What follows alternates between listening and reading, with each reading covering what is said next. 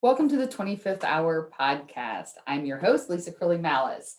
This is a place to come if you are a business owner and you're trying to figure out how you can accomplish more each day without actually working more. Today's guest is Kris Ward. She is an author, podcaster, coach, and speaker, and she's a team building and systems strategist, which means that she helps entrepreneurs create their WIN team. And WIN stands for what is next team. It's the team that you create to help you accomplish what's next. She's the authority in building your business by building your team and the founder of the Win the Hour, Win the Day philosophy.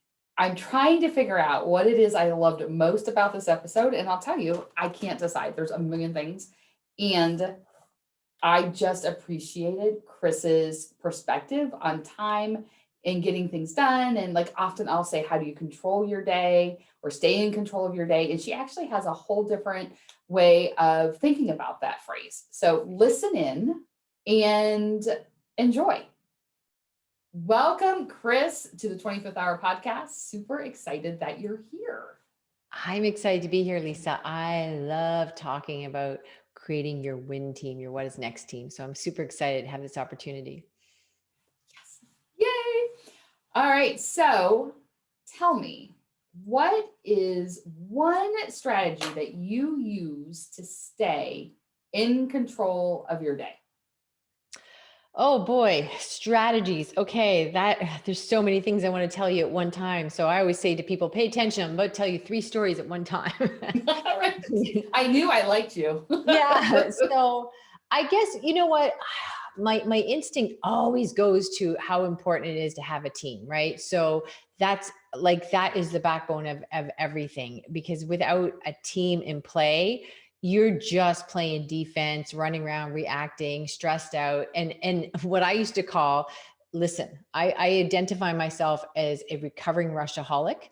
And when I was not in the recovering mode, I was what I would call flipping in and out of hysterical Kris, right?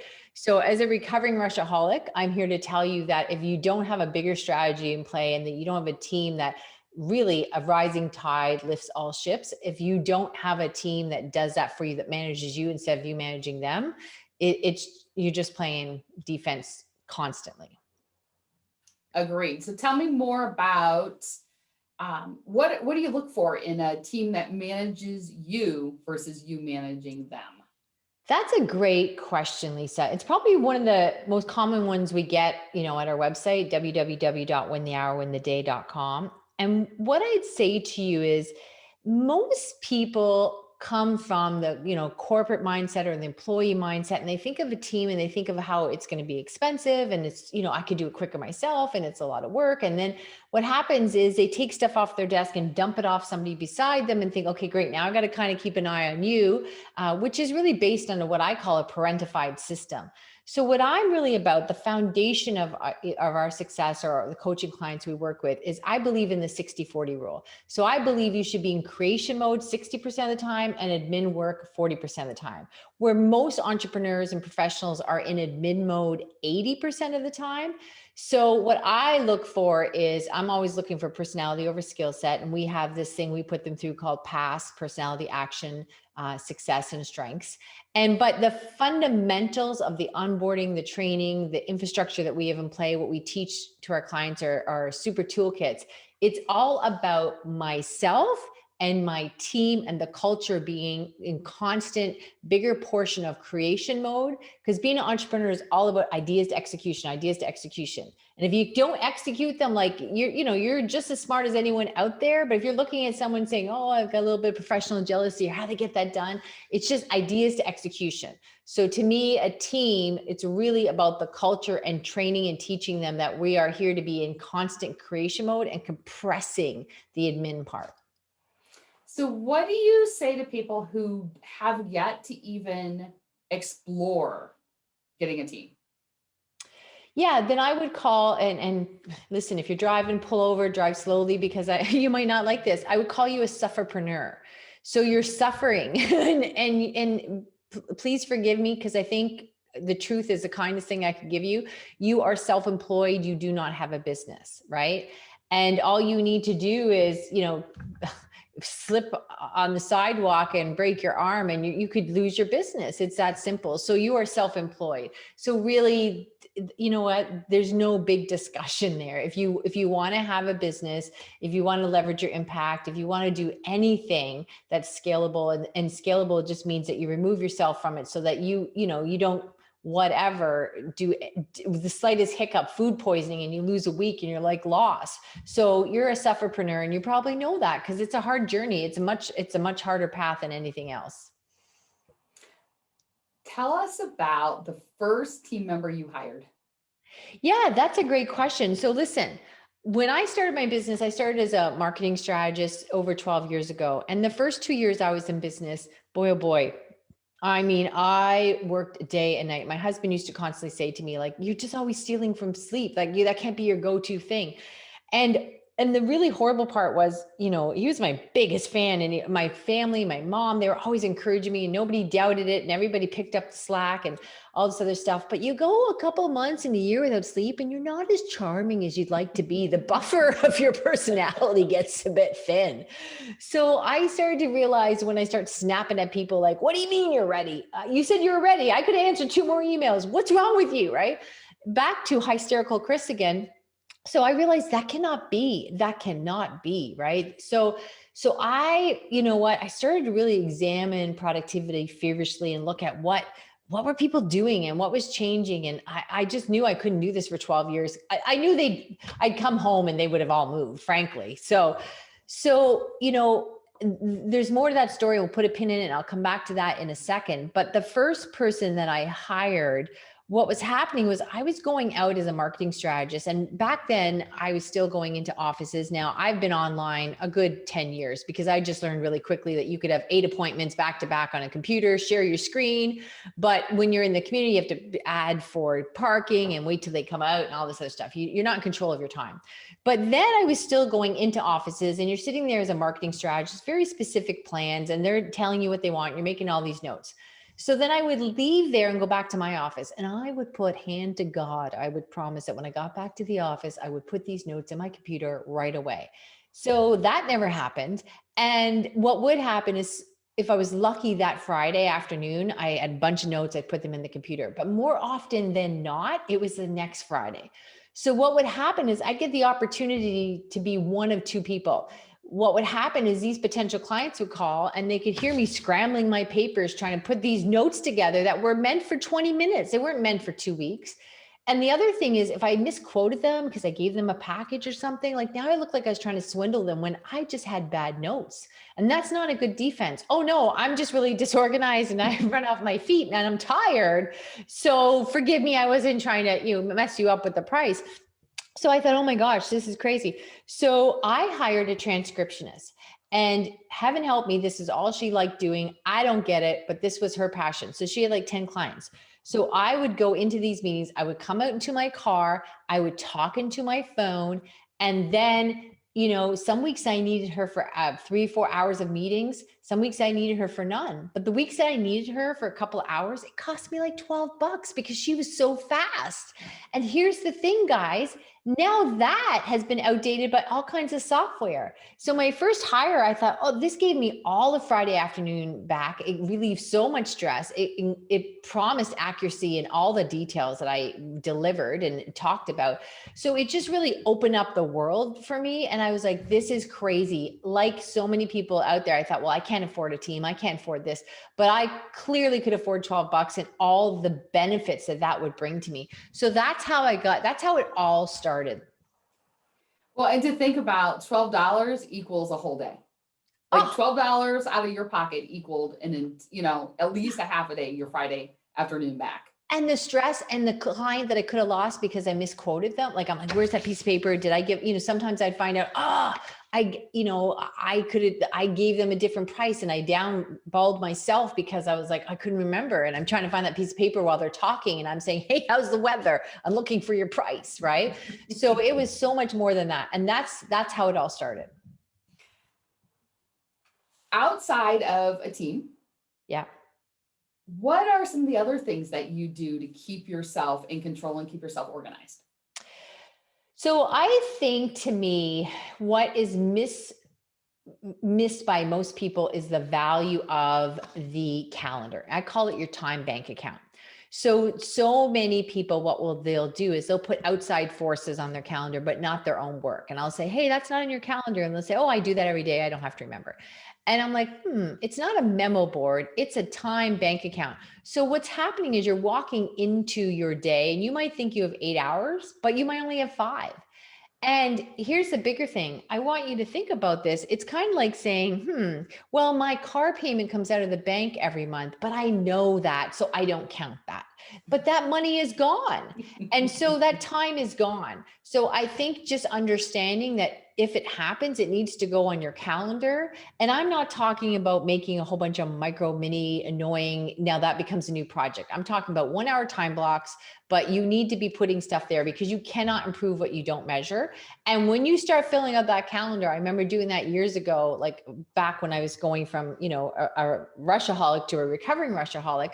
I was like, oh, well, no wonder I was tired. Like, how did I think I was going to get all this done in a day? I thought I could outrun the clock. But when you put it in the calendar, you realize you can be tall, thin, rich, whatever you want. These are the hours we have to play with. These are the rules. That's it. There's no more going back to the well. Monday has this many hours in it. That's that. So that's a big thing, is just living off the calendar and not, to me, a to-do list is just an excellent way of stressing yourself out and making sure that you're at a deficit. But understanding the power and the simplicity and the beauty of the calendar for me is a big tool. Yes, absolutely. Like Mondays are usually my office days. And so on like Thursday, I'll be thinking ahead of the next week. I'm like, oh yeah, I've got Monday in the office. I've got the whole day.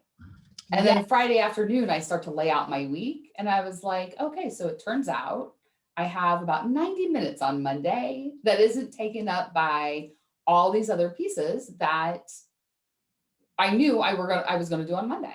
And I love your point about your to-do list. It, it's got to go on the calendar. Like otherwise, you just rewrite the to-do list and you rewrite it again and you rewrite it again. And then you're frustrated because those things aren't getting done.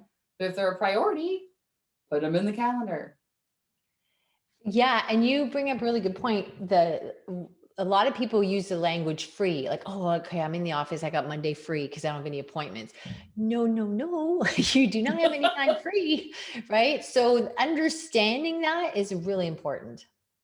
Yes, absolutely. All right. So we have a strong team, Yeah. or well, you said have a team, but I inserted strong. Yeah. Win team to your what is next team. So you can get to what is next. Yeah. Ooh, love it. So have a win team, Yeah. calendar. Yeah.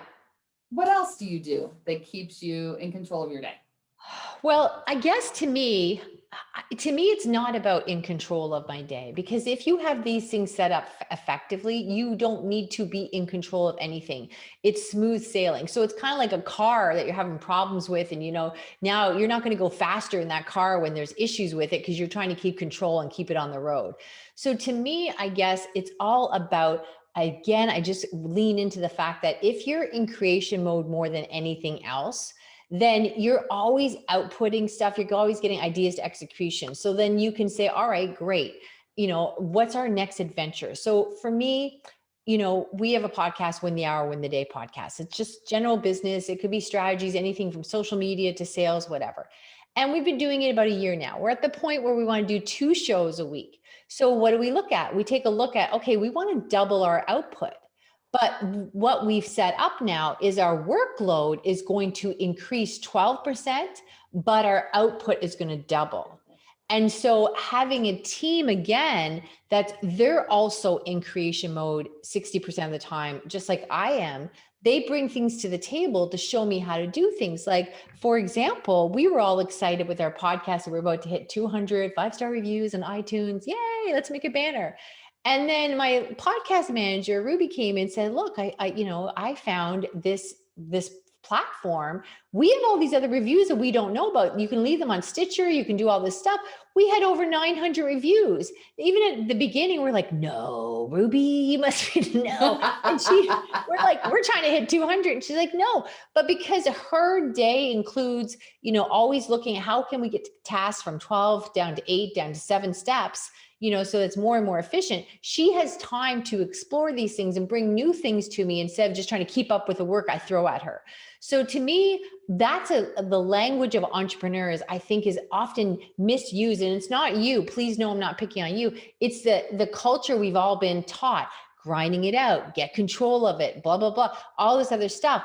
And what I say is, if you set up the infrastructure correctly, there is a beauty and a freedom that is just wonderful, because I believe your business should support your life, not consume it. Well, who started their business so that they couldn't have the freedom of choice? Or who started a business just to run a business? For me, I talk about those first couple of years that were crazy. If you read my book, Win the Hour, Win the Day, there's a couple of very serious kitchen fires because I thought I could answer one more email. Right? That there was, I almost seriously electrocuted myself because I was in such a rush. And, I turned all that around because when your husband sits you down and asks you to not burn the house down, like, you can't say he didn't ask, right? He specifically, we sat at the kitchen table, here's the thing, right?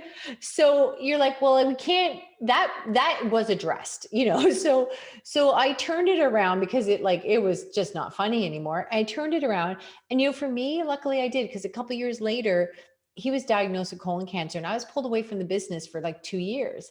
And when I returned, this is how Win the Hour, Win the Day was born, because my existing marketing clients, they had no idea of my absence. They could not believe I was away. And, I had a business that, thank heavens, what I had to return to, because I was not in a position, he had passed away, and it became public, and no one knew about this. And, I was not in a position to go and craft up a resume, to be charming and interview and start a new job. And let's take the emotion out of this. I also lost an income, emotions aside, sad story aside, down in income. So I had this team that kept it going through all that. And everybody, life has interruptions. Maybe God help you, you catch a flu, right? Or you do anything, or there's something going on. But this business should not be at the sacrifice to your health, your well-being, all this other stuff. And I've got horrible pictures to show you. Those first 2 years was the first time in my entire life I stopped exercising because I was living on so little sleep. And of course, when you're running around like a lunatic, you never have a salad in your left hand. You're shoving down fast food, right? So it's just really about, what would you do with the freedom to be as creative as you want, to be present for your family, and to enjoy the ride instead of pushing through every day. Which is a perfect transition into, what exactly is it you do for business now? You moved out of the marketing space. Yeah. So I am still a marketer, and we still do have marketing clients, but I'm also smart enough to know you can't confuse the marketplace. So we never talk about that online. They just sort of come through different pathways.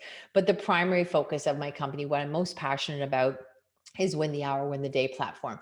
And what we do is we help people with, do a lot of things with people, process, and performance. And the big thing is, when we're working with our coaching clients, it's either done for you or done with you, but we go in and we take a look at anything that you're doing, and we strategize, and we make things so much more efficient. So again, we're taking all your admin and we're compressing it down so that you're going to have a much bigger creation mode. So let me share a quick story with you. So we had an interior designer, and she was like, Kris, you don't understand.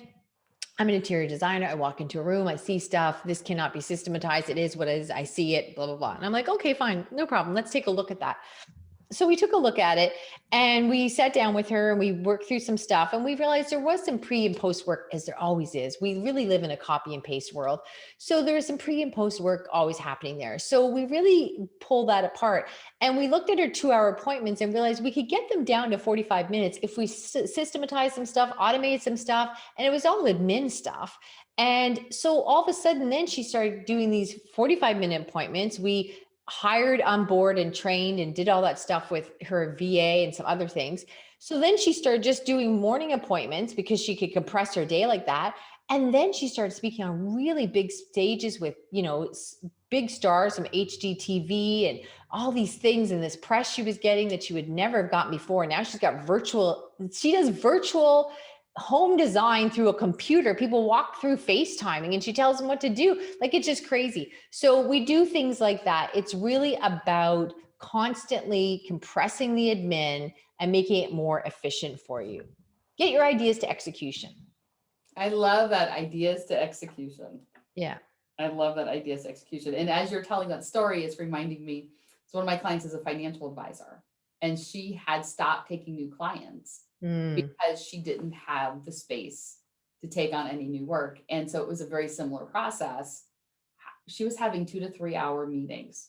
Yeah. And she's now down under an hour. Yeah. Every time, reopened her doors and started a nonprofit. Yeah. And so it's that idea of, you may say something similar, like if you're in the picture, you can't see the frame.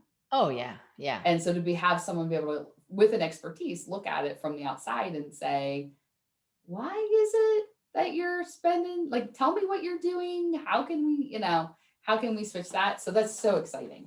Because when you have the space to breathe, so much more is possible. Yeah. And I think you're also minimizing what you do, Lisa, because what I'd say to you is often people, whatever it is you do, whatever, let's say your financial, advisor client, when you go from one client to 5 to 15, whatever, you just you think, oh, this is going to grow and that these structures or infrastructure is just going to fall into play. But it's really a whole separate science. It's a whole nother career. It's a way of being strategic and thinking and looking at things differently. That would be like me going downstairs and like in my house and I go, okay, I've got 3 house plants. All right. You know what? I think I could be a farmer because I just have to multiply more plants, right? That's all a farmer is more business, more plants. And the whole structure and an infrastructure. And so when you do stuff like that, it's not just like, oh, I'm trying to keep up with my business. It's whatever your zone of genius is, whatever you went to school for, or whatever it is, that infrastructure that accelerates it, leverages it, does all those things, it's a whole nother beast. And no wonder you're struggling, right? Because it's a different career. Right. Absolutely. And I think, to your point, a lot of people start their own business because they're really good at a skill. Yeah. And that skill isn't necessarily running their business. No, because that's a separate thing. That's a separate thing. It's just like my accountant, like, oh my gosh, I would have been in prison years ago. Like you could go. And I thought when I started a business, like, oh, I was always very good at my finances and keeping track and I'm very organized and stuff. But that's the conditions and expectations and the rigmarole and the paperwork. And as my accountant says, garbage in, garbage out, like all the strategies, like I've dealt with money all my life. Why can't I, especially in the beginning, why can't I run my own business and the money there? No, it's a whole separate career. So it's more than just managing when one client goes from 3 to many. It's a whole different infrastructure. And that's what's choking most businesses. I say that all the time. It's really the admin work, it's busy work, and it's new work. Even when they onboard a new client, then like, oh, once we get past this next thing, once we get caught up, it's never happening. Listen how many times you guys say that. Oh, once we get past this. Oh, once, right? Yep. Just as soon as this project's over, as soon as this happens, to your accountant story, I just sent mine a thank you card yesterday. I was like, I just want you to know, not only do I appreciate you, but I am in awe of your expertise because once again, I'm getting a refund. Well, you're a better human being than me because my accountant, she's spectacular. She really is. And she almost makes numbers sound interesting. But I remember last year she called me on my birthday and I thought, I am not talking to an accountant on my birthday. This is it. I'm sorry. It's my day. I am not doing this because I don't care how nice she is. Every time she calls, my stomach gets sick. And I'm like, I'm not doing this. So the next day I called her and I said, okay, sorry. I didn't answer yesterday because it was my birthday. What did you want? And she goes, well, I called to say happy birthday. And I'm like, oh, okay. So I drew a line in the sand and I was like, oh, well, wasn't that lovely? You're like, okay, maybe that line next time gets smushed a smidgen. So let's talk about the 25th hour. The name of the podcast is the 25th hour because it's about what do we like to do with our, and I'll put it in quotes, free time. But what are the things that really jazz you up that when you have that extra hour, when you create that extra hour, when you make it happen, because it doesn't happen by accident, you make it happen. How do you like to spend it? All right. Am I at work or am I outside of work? You may answer this question as many times as you want in any way that you want. I guess for me, what's really exciting is when I have no schedule. So, I love that if the mood strikes me and depending on how I feel that I can cut out Friday afternoon. I just love the freedom of not knowing what I'm going to do on Saturday. So, depending on the type of time of year, well, I'll tell you seasonally, I'm in Canada. So, the spring and summer months and stuff like that, I cut out early a lot to go for really lengthy bike rides at night. I work out in the morning, but in the summer, I'll do long bike rides at night. So we've got different hours there. So I like just the freedom that I can schedule around my interests, my health, my vitality, whatever I want to do. So I think that is a blessing, a luxury, and something I never, it's something else I never take for granted. I get up when I wake up. That's it. Now, okay, I wake up somewhere between 6 and 7, but I don't care. It's so different waking up when you wake up than, and I just can't even at this point imagine alarm screeching into my ear like I'm in prison. And I just get up when I wake up and then I go work out. Like, isn't that a fantastic life? And to me, I just never take that for granted. Like, this is great. I definitely have a schedule. I know I start work, at 9 or whatever, but it depends. Sometimes I'm a little slower. I have no commitments before 10 a.m. in the morning, depending how long my workout is and stuff. But lots of times I'm at my desk at 9 a.m. It's all good. But to me, those things are just beautiful luxuries that I don't take for granted. That's my favorite thing is when I'm able to arrange my day in a way that I have no appointments before 10 a.m. Yeah. It just, there's something about that ease Yeah. of, yes. Yeah. And as soon as I convince, I'm on a board, and as soon as I can convince them to take our 7 a.m. board meeting Oh, dear and God. move it to 10, like my life will be so nice.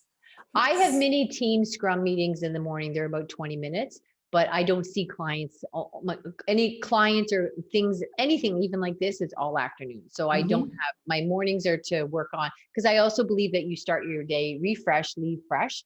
And the first hour is the work that you need to do that's the most important. It requires the most focus, the most creativity, the most energy, whatever it is you're working on. So I do that first. And so if you have a new ambition out, like you're going to write a book or something, then you say, okay, I do that every morning for an hour, not, oh, I'll do that when I'm done the other work at the end of the day, when I'm tired and when it's a moving target. So I also, that special hour is that first hour in the morning, whatever work requires the most attention or focus or learning, that's where I spend that. Yes. You're speaking to the choir, of course. Of course. So Kris, what's the best way people can get a hold of you? Yeah, they can reach out to me on LinkedIn, tell me that they heard me on this fantastic podcast. My personal email address is Kris, KrisWard at winthehourwintheday.com. And again, just tell me that, a friend of Lisa's is a friend of mine. Check out free gift from Kris, KRIS.com, free gift from Kris.com. We just uploaded another goodie, the secret to getting 200 hours of free admin work. We are on our third high school student from this year, grade 12. They're very tech savvy. It's about our 30th student that we've had. And they come for co-op looking for work experience. And it's like 200 hours, that they need to fulfill. And, so you guys can have that too. And we'll give you some steps on how to do that and approach your local schools, because they're actually always looking for co-op placements and they don't know you're there and you don't know they're there. So check out free gift from Kris, KRIS.com. Oh, I love that idea. I always say high school kids and people who are retired are very underutilized, low rate work source. Yeah. They have great skills, and the rate of pay is definitely a great place for most business owners. So, well, you can't get cheaper than free, right? And they get credits for it. So they're thrilled to be out of school and they're thrilled to be treated like, a working professional. And so it works out really well for any of my coaching clients. We've set them up with that, and we've been doing it for, 10 years now. It's fantastic. That is amazing. Well, thank you for your time today. Thank you for being a guest. I so appreciate your wisdom with us today. Thank you for having me. I appreciate it. I think I finally found someone who speaks faster than I do. I'd love to know, what was it about this episode that stuck with you? Shoot me an email at lisa@impactivestrategies.com and let me know, what was it that resonated with you, or what is the piece that you are going to take and move into action? Also, if you recognize that you have a productivity bottleneck and you'd like to get rid of it, then check out Fix Your Productivity Bottleneck in 28 Days, which is at impactivestrategies.com/fix. 28 days to figure out what's going on, what's an easy strategy that you can implement so that you can fix the bottleneck, and then how do you replicate it over and over and over again? You owe yourself 28 days to kick that bottleneck to the curb. impactivestrategies.com/fix. Lisa here with some really exciting news. Fix Your Productivity Bottleneck in 28 Days. The registration for this new group program is now officially open. If you want to figure out what is holding you back when it comes to your productivity, how to fix it, and then implement the solution all in less than a month, this is the program for you. Shoot an email over to hi@impactivestrategies.com and put info, fix your productivity bottleneck in 28 days in the subject line, and we will send you information on how to apply.